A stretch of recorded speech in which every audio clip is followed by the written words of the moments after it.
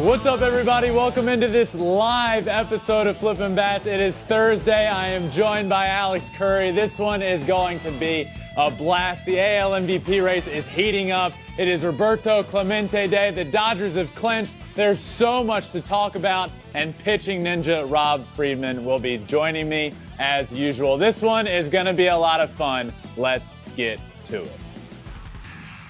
It's a blowout. 8th inning, 10-3.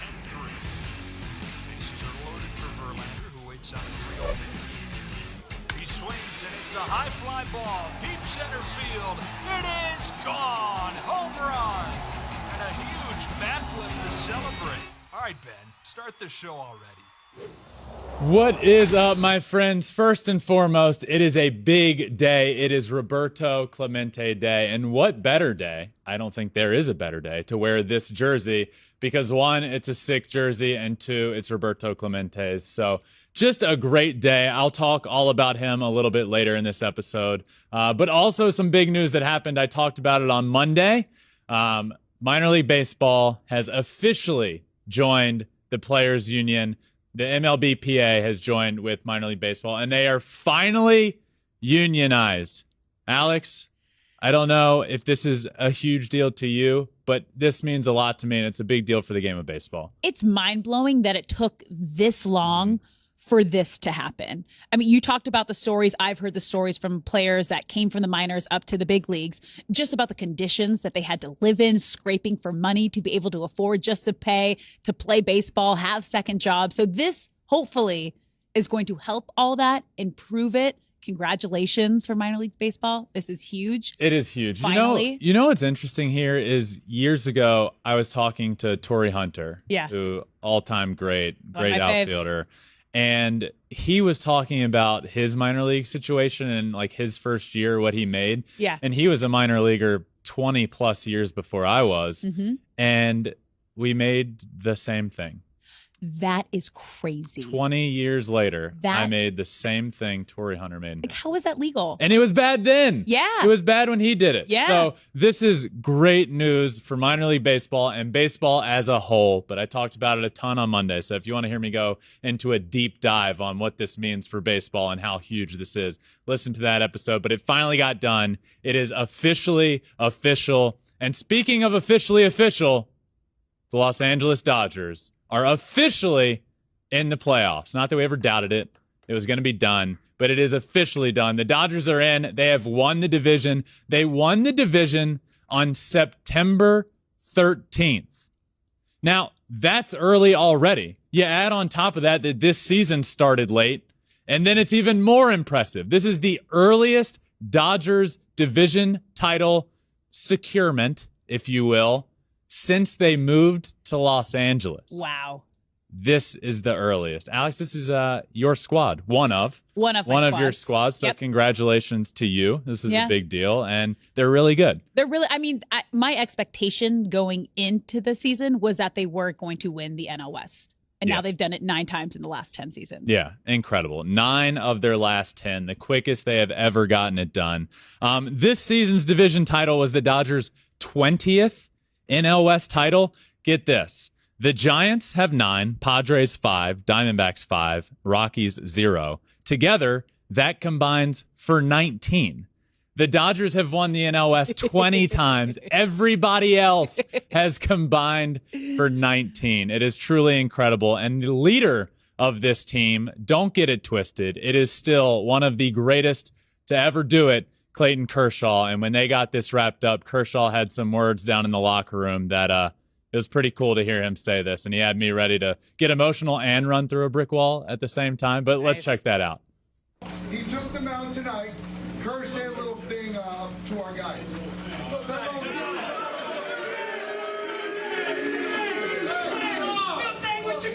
This starts with him. I just want to say I love you guys, and thank you for being so good. It's really fun to be on this team. So let's have fun. Yeah, you're the man! Really cool. The Dodgers have just steamrolled their division this year. 43-16 against the NL West. 22-5 since the All-Star break. 22-5 against division opponents since the All-Star break. Truly unbelievable. Now, before we have a fun little thing we want to do here in just a second, but if you're wondering, which you might not be, but you will be now, the all-time record for wins, 116. The Mariners in 2001. The Dodgers are currently on pace for 112, which would be the fourth most all-time. But if they figure out how to make up for 4 games between now and the end of the season, they could threaten the all-time record. Now, is that something that they have their sights on and they're going to push hardcore for? No. We saw it immediately. Freddie Freeman gets his first off day of the season the day after they clinch. So the Dodgers are incredible. They have been the best team in baseball for the majority of this season. Now, that doesn't go without some concerns for October. There are concerns for me and for Alex as well, but there are very much so positives as well. So what we want to do now is a little, why are they going to win the World Series and why are they not going to win the World Series? One up, one down. So Alex, I will start with you. What is one positive thing? What is one reason the Dodgers are going to win? Okay. Now remember that we're here in LA. The Dodgers are in Los Angeles, the city of stars, Hollywood. You got to have big names. And the Dodgers are not afraid to go out, spend money on big names, and these names are performing and producing. Let's go back to 2020 when they signed Mookie Betts. All right? What does he do? He helps them to a World Series title. He gets the job done. Oh, and during that time, he was top 5 on the team in batting average, on-base percentage, stolen bases, home runs, and RBI, and it was his second World Series win in 3 years. Now, let's fast forward to 2022. They pick up Freddie Freeman. It's their finishing piece that they need on this team. He is the team leader in batting average and hits, also team leader in on-base percentage, total bases. He leads the league in batting average and hits. This guy has showed up, produced, been the difference maker that they need. So they have gone out and gotten 2 World Series winning players, paid them their money. They have showed up and they have proven themselves to be the perfect fit here in Los Angeles. And 2 MVPs, Mookie and Freddie, both getting it done with their former teams. Mm-hmm. I feel like Freddie has really gone under the radar this year. Like we all know, he gets moved before the year, and I think people realize he's had a good year, but leading the league in average and hit, I don't think people realize that. Not only leads the team, but all of Major League Baseball. He's hitting 329. 329 on the season. Freddie Freeman is killing it. So he is part of my one-up, my reason that the Dodgers can win a World Series, and it's their offense. And, I've said this before, but pitching wins in the playoffs. Now, obviously, having a good offense matters because you want to be able to hit the good pitching. But if there is a team that can slug and hit their way to a World Series title, it is this Dodgers team with an offense that is one of the best that we've ever seen. And that is with that's with Max Muncy not having a good year. That's with Cody Bellinger not being Cody Bellinger of MVP form. That's with plenty of guys struggling throughout the year. They've still been as dominant as they have been. So for me, a reason that the Dodgers will win the World Series is their offense and just how dominant it is. Because it always seems like, guess what?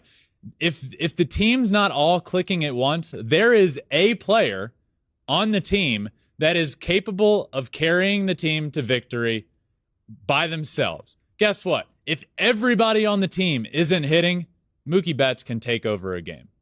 Freddie Freeman can take over a game.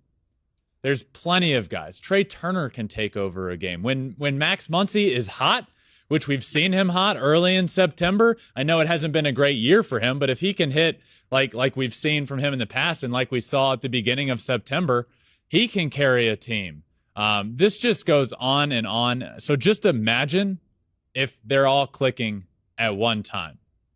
That is pretty dominant. So for me, a reason the Dodgers can win is their offense. So I mentioned there are some concerns, though. So, Alex, do you have any concerns with the Dodgers? I do. And I say this carefully, you know, because I'm always rooting for the Dodgers to win and do well in the postseason.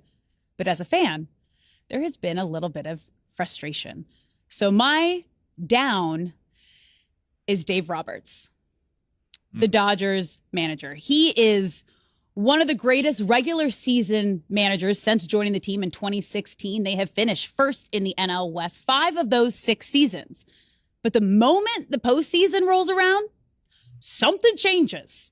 And it's just a completely different game plan. The Dodgers have 10 blown saves in the postseason during that time that Dave Roberts has been there. That is the most of any other team in the postseason. And when they get to the postseason, they have either lost to the World Series champs or have won the World Series. And we all know how many World Series they have in those 6 years. 1. Just 1. Yeah, you know, I've spoken about that before, and it's not obviously just Dave Roberts. There are plenty of managers that when the calendar turns to October, they change. Game plan changes. And Dave Roberts is certainly one of those. And you see it. They have a best team throughout the regular season, 9 division titles in the last 10 years, 1 championship in 2020 to show for it, which this team is far too talented. Not just this team. Teams of the past have been far too talented to not win a championship at least a couple of times in this stretch. And you can't blame the manager for all of that. But there are points in which it's like, well, you haven't done this all season when you've been the best team in baseball. Why are you doing it now? Why experiment now? So you mentioned as well that they lead in that time frame under Dave Roberts. They lead baseball in blown saves in the postseason. Yep. Which says a couple things to me. One, you have to be putting yourself in a position to get saves more often than everybody else, which they have been. But 2, a question I have for you, Alex, is do you feel any better about that this year with Craig Kimbrell at the back of the bullpen? There was a bit of hope. There was like a little stretch of hope there. Yeah. Not a great showing last night. There has to be some magic in the postseason. Mm-hmm. And that's what I've seen across all sports. There's something magical that happens with a specific team. Things have to go your way. Little plays have to go your way. Calls have to go your way. A little bit of luck also comes in. I agree. Do they have it? Who's going to have that bit of luck? Well, Craig Kimbrell leads into my down. Okay. A reason that the Dodgers will not win, and it's their pitching. Their bullpen, Craig Kimbrell at the back end of the bullpen it's a concern. Craig Kimbrell is one of the greatest closers of all time. What he did with the Braves was legendary. He will probably be a Hall of Famer someday. That's not the same Craig Kimbrell that we see in the back end of the bullpen for the Dodgers. I do not feel comfortable, and playoff baseball is full of tight games that will come down to the wire. You will need to bring in Craig Kimbrell in the 9th inning, and that is a concern. Also, to me, the rest of their pitching isn't this surefire thing, and I know that the Dodgers starters have been great in the regular season. It's a concern for me in October to run out guys, Tyler Anderson, Tony Gonsolin, Julio Urias. They've all been great in the regular season. Clayton Kershaw. I have my concerns with those guys. And to run them out, who are you going to throw in a game 3 or 4? Do you trust those guys? Well, yes, but do they have the experience to shut guys down in the playoffs? We'll see from Anderson. Gonsolin has been good before in the playoffs, but I just there's nobody that you point to and say, when we need a win, it's that guy. When you need a win, who are the Mets going to turn to? Max Scherzer, Jacob deGrom. Who are the Braves going to turn to? Max Fried. You need a win, Max Fried on the mound. They also have other guys. You look at the Dodgers, it's a bunch of guys that have been good in the regular season, but what are you going to get from them in the playoffs? Look, Clayton Kershaw, an all-time great, a pretty good year at times. Definitely up and down. There's been some injuries involved, but when he's been healthy, he's been good. Are we relying on him as a top guy in the playoffs? Yes, you are if you're the Dodgers. And what are you going to get from him? We don't know. So there's really good arms in the rotation. There's just question marks for me throughout the rotation and the bullpen come October, because in October, baseball is built around pitching. And do the Dodgers have the pitching to get there? Well, I don't know. If they don't win a World Series, I think the pitching is going to be a big reason why. But from the Dodgers, who have been great, to some other guys who have been great in their own right, Shohei Ohtani and Aaron Judge. This is an AL MVP update, an MVPU, if you will. Okay. Yeah, MVP. I get update. I got it. Yeah, you get it. You get it. Everybody gets it. I got it. An MVP update. Aaron Judge continues to do Aaron Judge things. There's really not a much better way to put it. Home runs, 56 and 57 the other night. And I sat right here earlier in the week or last week. I don't remember because time is a circle and it's just all running together. But I said, Aaron Judge will do this throughout the year. He will go 4 or 5 games without hitting a home run, and he will fall off the pace that he was on, and we'll hear, oh, Aaron Judge is back off of the pace that he was on. He's not going to do it. And then he will hit 2 home runs in a game. Well, guess what he did? He hit 2 home runs in a game. He is back on pace to break the all-time Yankees record and the American League record for home runs in a single season. Shohei Ohtani, well, he's Shohei Ohtani still, and he's hitting homers. He's driving in runs. He's been very hot offensively, and he's been pitching well as well. So I want to continue to do this MVP update a weekly or however often, an MVPU, my MVP update. And I want to focus on a certain point throughout. And my point here is going to be pretty simple, honestly. We can focus on statistics. We can focus on whatever you want. For this one, though, I want to just focus on the player that Shohei is so we can really get a grasp for this, because I feel like far too often people will show me, social media has become a craze during this stretch with me because people are just coming after me because I believe that Shohei should win it. And they'll send me the chart of Aaron Judge leading baseball in every category. You know what? Aaron Judge is the best hitter in baseball this year.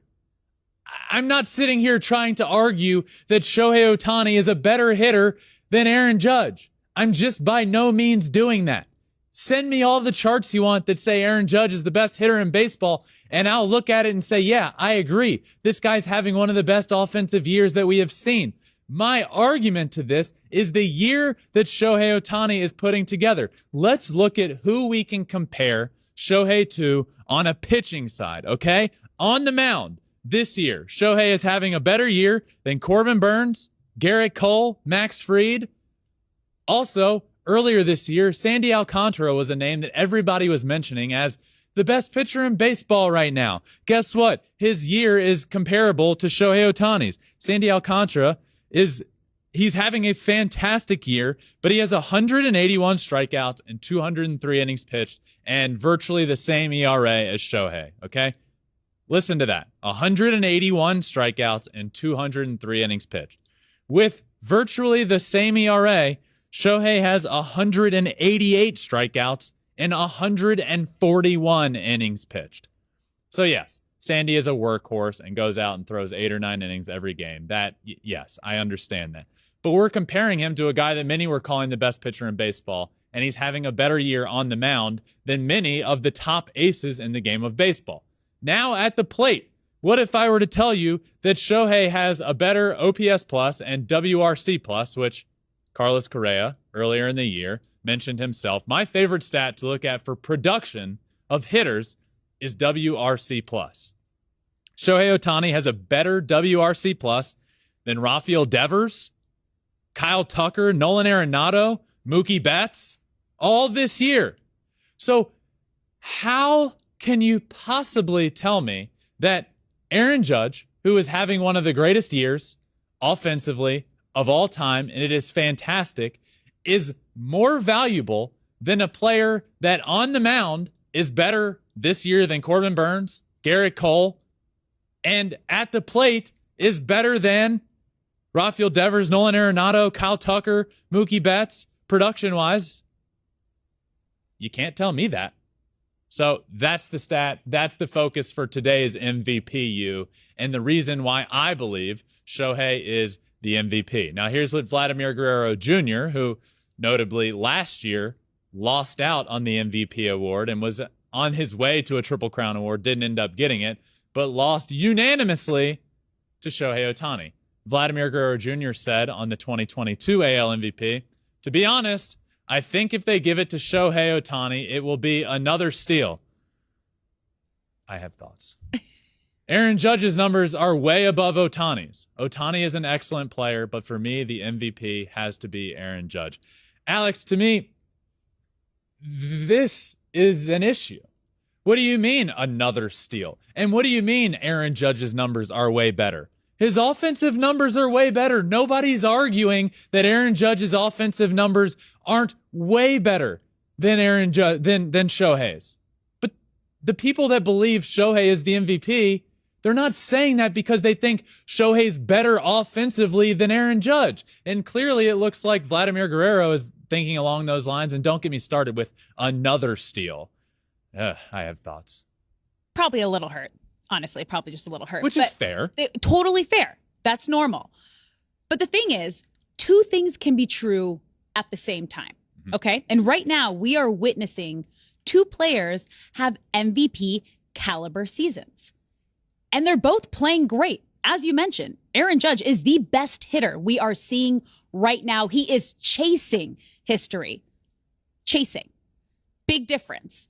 Shohei Ohtani is making history. We have never seen anybody in the history of the game do what he is doing, both at the plate and on the mound. They had to change the rules in Major League Baseball because of Shohei Ohtani. Now, I don't know if you heard it before, but Commish Curry already came up with a solution here. You know, all we got to do here is add another award. We're going to have the MOP and the MVP.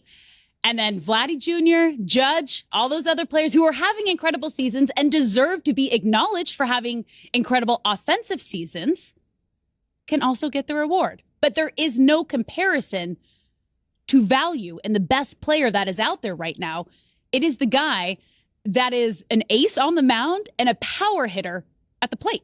You can't compare to it. Speaking of ace on the mound, we heard from Vladdy Guerrero Jr., but let's also hear now from a former ace on the mound, one of the greats in the history of the game of baseball, CC Sabathia, former Yankee, ace of the Yankees. Let's hear what he had to say about this AL MVP race. Yeah, Judge, it's my little brother. I know, but Shohei's your favorite player of all time. Yeah, and I mean, he's the best baseball player to ever play baseball. He's the best baseball player to ever do it. He said, Aaron Judge is like my little brother. Yep. But Shohei Ohtani is the MVP. He's the best to ever do it. Those are big words from former Yankee and just a great pitcher, CC Sabathia. So that is today's MVPU. I'm into it. Speaking of two of the best to do it, we need to talk about two of the best to ever do it as well. Adam Wainwright and Yadier Molina have officially broken the all-time record, 325 appearances as battery mates, which is Adam Wainwright pitching to his catcher, Yadier Molina. This is a record that I don't think will ever be broken. It appears to be one of the untouchables. And on Wednesday night, the two of them did that, 325, passing the former record of 324 games, which was done by Mickey Lolich and Bill Freehan of the Detroit Tigers. No other active players. This is where I think you really get a grasp for for how impressive this is. No other active batteries are even close. The next closest is Wilson Contreras and Kyle Hendricks, who are over 200 away from reaching them. They are at 105 starts as a battery.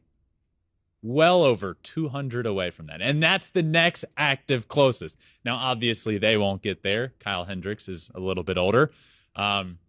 This feels untouchable, Alex. This feels untouchable. The reason it's so untouchable, I think, is because it is so rare to see a player spend that much time and spend their whole career with a single franchise, let alone two players do it, to have a pitcher and a catcher. I mean, they're one of 5 active players right now with over 13 seasons with the same team. Like, there's so much movement these days with players, money, everything. I don't see it happening in the modern age of baseball with how often players move around and move teams. I agree. This video playing right now, if you're watching, you can see it. If you're listening, you can't. But let me explain. It's Adam Wainwright pitching to Yadier Molina, and it took place 5,640 days ago. That's how long these two have been doing it. So congratulations to these two. I watched, and I was really happy with a few things that happened. The reception from the crowd, we knew would be great, but it gave me chills watching it. And Christian Yelich, the leadoff hitter for the Brewers, gave them that first pitch. He was just standing there. He made it clear he wasn't going to swing. He let Wainwright and Yachty have that moment. Wainwright threw a strike, which I don't think it mattered if it was a strike or not. It was going to get called a strike. But of course, in Adam Wainwright fashion, he threw a strike. They broke the record. The helmet that Yadier Molina was rocking was unbelievably sick. It had 325 on the top of it, with the two of them giving each other a fist bump. So big congratulations to these two. A record that feels as if it may be untouchable, but is it? I put together a little top 5 list. Ooh, okay. That of players right now, or maybe not right now, but if it were to happen, if it were possible, my top 5 duos who could break the record. I think this could happen. All right. I want to start at number 5. I'll go Logan Webb and Joey Bart. Both of these guys, younger. Joey Bart, young stud, top prospect previously for the Giants, but now he's playing. So these two are on the list. Logan Webb's a stud. Joey Bart is really good for the Giants. So these are all long shots, but people with a chance. Let's move on to number 4. At number 4, Hunter Brown and Corey Lee of the Houston Astros. Hunter Brown, who we just saw make his debut for the Astros, and Corey Lee earlier this year as well made his debut. Both top prospects within the Astros organization. Hunter Brown grew up idolizing my brother. He's from Michigan, Tigers fan, idolized Justin. Now they're pitching in the same organization, and his mechanics are eerily similar. And then Corey Lee is a big prospect as well. So Hunter Brown, Corey Lee come in at number 4 for me on this list. At number 3, I'm going to go over to the Orioles. Adley Rutschman and Grayson Rodriguez. Adley Rutschman has made his debut this year, and he is just as good as we all imagined he might be. Grayson Rodriguez is coming. He is a stud coming up for the Orioles at number 3. I have Grayson Rodriguez and Adley Rutschman, who will be around this game for a long time to come. He is already in that conversation of one of the better catchers in the game of baseball, and being as young as he is, that's pretty cool. So let's move on to number 2. And number 2 on my list, I have some Pirates players. I have Quinn Priester and Henry Davis. A lot of these guys at the top of this list are guys that haven't yet made their debut, but they're really close. They're big-time prospects. Quinn Priester, stud. Henry Davis, gonna be a stud. They're here at number 2. Number 1 on my list, 2 names that a lot of baseball folks know if they are if you know prospects, you know these 2 names. The Los Angeles Dodgers, Bobby Miller and Diego Cartaya. These 2 for the Dodgers are going to be the real deal. And do I think anybody on this list is going to get it done? No. No, I don't. But these are my top 5. If it could get done, this is who is going to do it. What do you think? Well, I just for you, and the sake of you getting this right, I hope for you that they don't get traded and that they stay healthy. Those are the 2 biggest things. Stay healthy, don't get traded, have a long career. That's what it all depends on. That's why it's crazy. That's why it won't happen. Yeah. I mean, are these guys will they have great long careers? Some of them will, but will 2 have it together and play for 20 years together and without getting traded or anything? Probably not. And that's what makes this all so freaking impressive. So congratulations to Yadier Molina and Adam Wainwright for their incredible record that might never be touched again in the history of baseball. But speaking of a guy that has watched a lot of them and knows a lot about pitching, a good friend of mine, just an absolute legend. I need to say really nice things about this guy because he is a legend. And if I don't say enough nice things, I'll get called out. Pitching Ninja is joining me. Pitching Ninja, always a pleasure having you on, my friend. This is always fun. Let's talk some top 5 pitches of the week. But first, Adam Wainwright, Yadier Molina, does that ever get touched?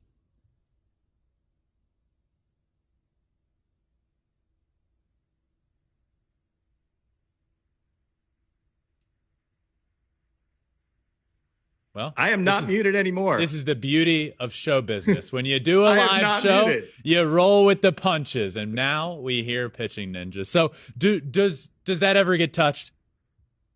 I don't know. I don't think so. Yeah. I think that's untouchable. That strike him out, throw him out double play yesterday was fantastic too, by the way. Yep, that was awesome. So I have you on every week to talk some of your top 5 nastiest pitches of the week, and you have some good ones this week, my friend. So let's talk with Bryce Montes de Oca. What's he got for us? We got the Mountain of Goose, right? I think that's what it means. Mountain of Goose. Yes. This is absolutely disgusting, though. I mean, it's 101 mile an hour sinker that that's an alien pitch, right? What do you do with that? I break a bat and go back to the dugout disappointed in myself and wondering what I just watched. This is disgusting. This is moving all over the place at 101 miles an hour. So that's a good one there. Next up for us, you got Sandy Alcantara. Yeah, I love this. I love myself a good 2-seamer, and this one is wicked. I mean, you feel like you're going to wear it right in the ribs, ends up right over the plate at, 99 miles an hour? 19 inches of run.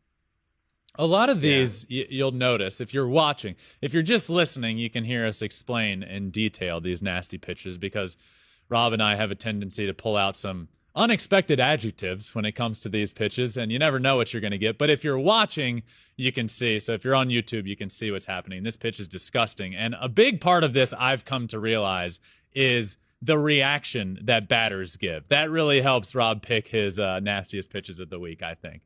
It's kind of like torture, though. Like, I mean, I kind of feel bad sometimes for the hitters, but I get over it really quick. Next up on your list, Framber Valdez against Javi Baez. What do you got for us? Yeah, this is talking about feeling bad for a hitter. Not really, but this is mean. Like the first one is like what I call an Expelliarmus curveball. His bat disappears like Harry Potter, and then he swings in another one and lets one go right down the middle for a K. Like, what is up with that? I can explain what's up with that because I did it a plethora of times, if you will, is just disgusting pitches like that. It's impossible to lay off of. So anybody sitting at home that sees a pitch bounce in the grass in front of the plate wondering, what are you swinging at? Well, I was swinging at a 100-mile-an-hour fastball that I thought was coming, and it didn't. That's why I swung at that. And then that's why I took the pitch down the middle, because I thought it was going to be a curveball in the dirt, and it wasn't. I totally 100% agree with you, and I would love the one thing we can do together is get rid of people saying, what did you swing at? Or why did you take that pitch? Yeah. To be honest, like that's why I do overlays and stuff. It's Yeah. exactly that reason. Yeah, that's why I love them. And next up was a great one, a great pitch from you. Saw this on Twitter. I retweeted this and talked about it myself. Luis Castillo's 99-mile-an-hour two-seamer. Yeah, just another alien pitch. The man is a wizard at times. And this pitch, you get Soto swinging at a pitch that ends up way out of the zone. Another 19-inch runner right there. That's nasty. Now, Juan Soto might not be having a year that we've come to realize up to his standards, but you know what he still does have? One of the best eyes of all time and knows the strike zone better than anybody. So to see this pitch that's 99 miles an hour and ends up way outside of the strike zone swung at, I think that should tell everybody looking just how disgusting it was. And this was in my tweet. This is moving like a left-handed slider. That's how much this is moving. Absolutely. And if I need to describe it to people that can't see it, I go, something like that. Is that pretty good? Very well said. I think I have it now just from hearing that. I think I can understand it. Next up on your list, Spencer Strider. So we don't always get good home plate views of pitches. And I thought this sums up why the man is so tough to hit. He has like a 13.8 K per nine. I mean, and this is one reason, like you're trying to hit a 98-mile-an-hour fastball and you get that slider that just drops off the face of the earth. Just filthy. And you can see it in the overlay. Yeah. And I'm with you. You made a good point there at the beginning. It doesn't have much to do with Spencer Strider, but if I were in charge of growing the game of baseball and promoting the game, I've said this multiple times, let's put cameras on umpires' hats and let people understand just what the batter is seeing. I think that would be a pretty cool thing to do. I totally agree. And I think the Giants have probably the best home plate view in baseball. I'd love to see more teams at least implement that. Sometimes the umpire's head moves and stuff, so it's tougher. Sometimes they nod off in the middle of a game, so the camera might face down. But having a camera right behind home plate lets you really see the movement of the pitches. Next up, and I swear you don't do this just because you're coming on my show. You do it because he's one of the best pitchers in the game of baseball. You have Shohei Altuve versus Shohei Ohtani versus Jose Altuve. A little bit of dyslexia there. I had to put a little dig on the Astros here just for your brother's benefit. Yeah, a little combo here. Yeah, exactly. No, but he took it. I mean, he took it like a champ. Look at Altuve's reaction says everything here. This is a 99-mile-an-hour turbo sinker that, again, Ohtani started throwing like what, a month ago? And already this thing is absolutely disgusting. Gets him twice on it. And Altuve both times thought these were four-seamers. And he ends up going, yeah, it's on me, man. That was nasty. Unbelievable. He's a unicorn and he makes some of the best hitters in the world look crazy as well. You got a bonus for us.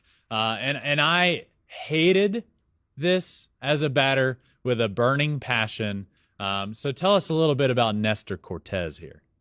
So I love it because I know it's you entertaining. Do. I love it on this side now that I can talk about the game. I didn't love it when I was in a box. So tell me what would happen here if you were in the box. Is this more about you laughing because of this weird windup, or is it more throwing your timing off? Like, this is incredible. I find it funny. I think Nestor is a comic genius as well as a good pitcher. And I was just wondering from a hitter standpoint, like, does this mess your timing up, or are you just too busy laughing, or does it matter? A little bit of a combo. It messes timing up, and then you laugh afterwards. So this is Nestor Cortez doing just some insanely impressive. It's actually impressive when you think about it. Some impressive trickeration here and to get you off your timing. So yes, as a batter, especially if you have a bigger leg kick or a bigger stride, really throws you off. And then after you probably swing and miss or take it, most likely, you're just laughing. Yeah, and if you're at home, I mean, try doing some of Nestor's balance stuff. It's not that easy. You may actually fall. No, maybe I shouldn't say do it because you may end up getting hurt. I'm a lawyer. You can't sue me. Don't do it. Don't do it. These are trained professionals. Next up for a bonus, Adam Ottavino. Yeah, this is mean of me, but it's an unhittable pitch. I mean, this ball ends up halfway up the backstop. And I feel bad. The little dot is on that dude's face. Like, That's uncool. I'm sorry, Adam. He's great. I've interviewed him. He's fantastic. He's on this list. He's on your good side on here a good bit for some wizardry with some pitches. Yeah, exactly. So he's got a good sense of humor, I hope. And it's just a slider that went a little bit awry. Last up for us here, one more honorable mention. You know, sometimes, Rob, even good pitches get hit.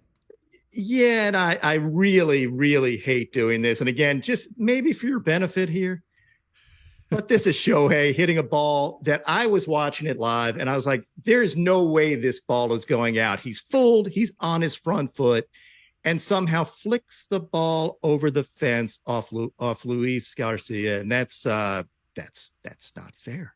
It's not fair. He is one of one, and you, my friend, are one of one as well. So thank you for all that you do. Thank you for coming on and talking to me every week about your nastiest pitches. Always a lot of fun. So thank you again for joining me. Thanks, Ben. As always, you're awesome. You're awesome. No, you're awesome. Thanks. Everything is cool. Okay, I'll stop. Sorry. No, take it away, please. Yeah, no. I just watched the Lego movie again, so I love it. All right, so Rob's great. I always love having him on. But now, is this Pick to Click? This is Pick to Click. So before we get to this week's Pick to Click, a couple of mentions here. Okay. One, yours last week was Albert hitting a home run and Aaron Judge hitting three. For those that weren't keeping track of home, that you should be throughout this whole process, Albert Pujols hit 2, and Aaron Judge hit 2. It wasn't looking good for you. I know. I going into the beginning of this week, I was like, come on, Judge. Come on. You can do it.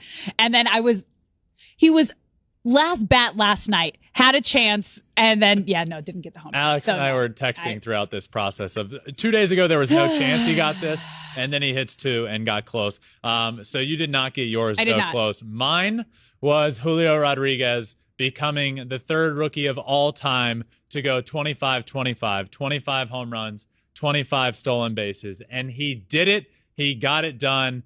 This Julio Rodriguez is one of the most impressive young players in all of baseball, one of the most impressive players in baseball. To do this, he joins Mike Trout and Chris Young as the only rookies to ever do it. But Julio Rodriguez is actually the only rookie to ever do it in his first season. Trout, obviously, and Young get called up during that call-up, but their next year was still officially the rookie season when they got it done. So Julio joined some elite company. He got it done. And more so impressive is that he helped me get my Pick to Click. Let's do this week's Pick to Click. Alex, what you got? All right. Well, I feel since I picked Albert to hit a home run last week, and I want to will this into existence because I do believe we are seeing the greatest farewell tour of all time from Albert Pujols, chasing 700 home runs. So I'm going to stick with this home run meter for both Pujols and Judge. I'm going to alter it a little. I'm going to say Pujols is going to get 1, Judge is going to get 2, and I'm just giving him some extra luck here because I want to see greatness happen. I just hope you keep the good mojo going for both of them, honestly. Right? I know your Pick to Click fell 1 short, but if you add them together, they both hit 2. Yeah. It was all the home runs I said. Yeah, you said 4 were going to happen. 4 did. If you add them together, you know what? And that's like my brother and I. If you add together our career Major League Baseball strikeouts, we're top 15 all time in strikeouts, Justin and Ben Verlander. So really, I don't know why we don't do more adding together. Same. My Pick to Click this week.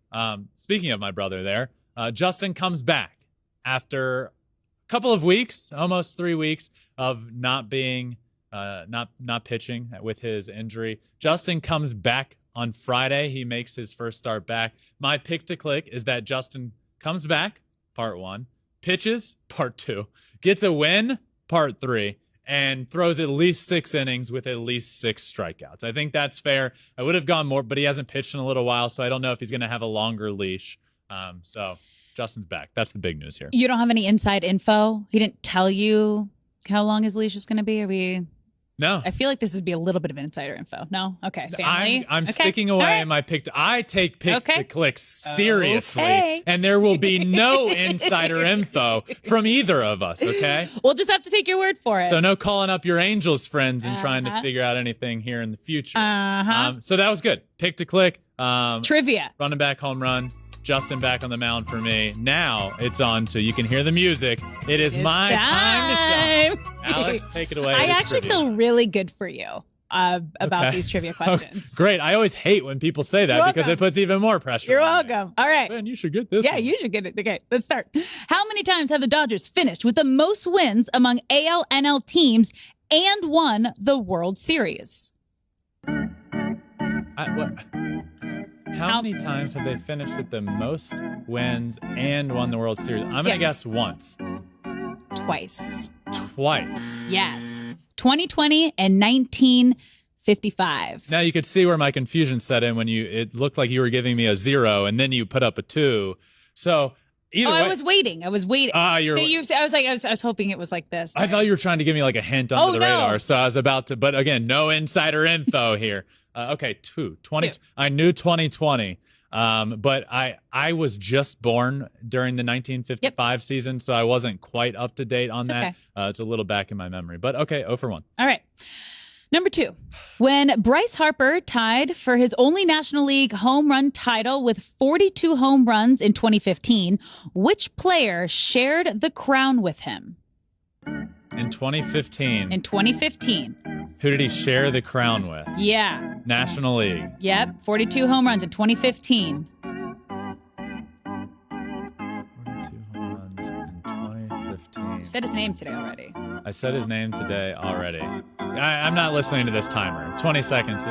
Don't give me a buzzer yet. Are you going to say someone? I said his name already today. Was it in trivia that I said his name? No. Okay. I'm going to go 2015. Would it be Albert Pujols? Nope. No, it's too late. Nolan Arenado. Nolan Arenado in 2015? Yeah. 2015 was too late for Albert. Was already DHing and not doing great at that time. Yeah, that's okay. Nolan Arenado. Okay, I don't know why you felt so. These are hard. No, just wait. Maybe, hopefully they get a little easier. No, this is yeah, here we go. Okay. What famous baseball player visited the child in his dreams in the 1990s movie The Sandlot? What baseball player visited? What famous baseball player visited the child in his dreams in the 1990s movie The Sandlot? Come on. Yes. Babe Ruth. The Great Bambino. I know. Yeah. I was like, come on. Yeah. But then I started thinking, like, Benny the Jet visited, like, did a little kid visit someone? But yeah, okay. Yeah. Then I realized visited in his dreams. Yeah. Babe Ruth, The Great Bambino. The Great Bambino. SWAT. I could keep going. Love that movie. Want some more? Extra credit. Want some more? Okay, ready? Ready for the next? Yeah. Feeling good? I'm feeling better. Good. Once I get on a roll, I really get on a roll. All right, let's go. How many World Series titles do the New York Yankees have? 27. Yeah. Woo! See? We're rolling now, baby. All right. Last one. What MLB team is the only team to have never played in the World Series? Can you repeat that? What Major League team is the only team to have never played in the World Series?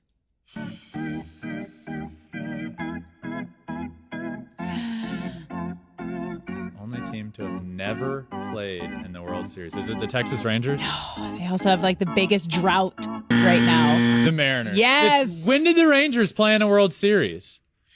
Oh, I don't know that number. Someone gonna is the voice in our head gonna tell us? Yeah. Okay. The Mariners, the longest playoff drought. I just thought there were more than one. The Cardinals. The David Freese series. Yeah. Yeah. Okay. Is that my last? That was your last one. Okay. It's okay. 2 for 3, but got on a roll there. You did. Positive energy throughout. That's good for something. I'm going to give myself a C+ for not only the 2 correct answers, a little bit of extra credit in there, and my positivity and good energy and smile on my face throughout. So C+. C+. I'll take it. Okay, great. Let's move to fan questions. Fan questions, yes. You ready? Let's do it. Okay. First one. Moving Javier back to the pen and the addition of Brown, are the Astros the best all-around pitching staff of teams poised for the playoff? Whew. This is tough. I am going to say yes. I am going to say the Astros are the best all-around pitching staff that's poised for the playoffs. Now, hear me out here, because a lot of people won't quite I don't think a lot of people know this. Their rotation has been unbelievably dominant, led by my brother, Justin. Framber Valdez is on a quality start stretch, unlike we have seen the longest in Astros history. And currently on it's up there all time in the history of baseball. Then Lance McCullers is back. He's been dominant. And oh, by the way, the bullpen, which last year ranked in the middle of the pack, this year has been the best bullpen in terms of team ERA in all of the game of baseball. They're also the only team with a bullpen ERA under 3, and it's in the 2.8. It's not even really close. So yes, the answer to this question is yes. The Astros pitching staff is poised for the playoffs, is the best all around in baseball. No bias there. Absolutely no bias there. Okay, let's move to our second fan question. And remember, you guys, you can send us all of your fan questions to Flippin' Bats Pod throughout the week. We'll get them in when we can. We want to hear from you guys. Okay, second one up. With the playoffs quickly approaching, which teams are not currently in the playoffs do you think have a good chance to clinch a wild card berth? Ooh, good question. Team not currently in the playoffs that I think has a chance. I really think there's only one. I think there's one team. You look at the American League. Are the Orioles going to get in? As much as I would like to see it happen, probably not. My pick comes from the National League side. The Milwaukee Brewers.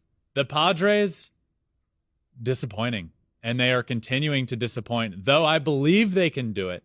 I'm believing a little less than I was, Okay. The Brewers are playing good baseball, but they have a very tough schedule. But my answer here is, of everybody, the Brewers have the best chance. Love it. All right, we got one more. Okay. But I don't think it's a question. Oh, it's not. I think it's more, we had someone. I know where we're going here. Okay, I don't. So you tell me. So, Yes. yeah, as you know, well, one of our favorite interests is in the game of baseball. Timmy Trumpet, Narco, Edwin Diaz coming in the game. So my challenge to Alex was to figure out how to play it.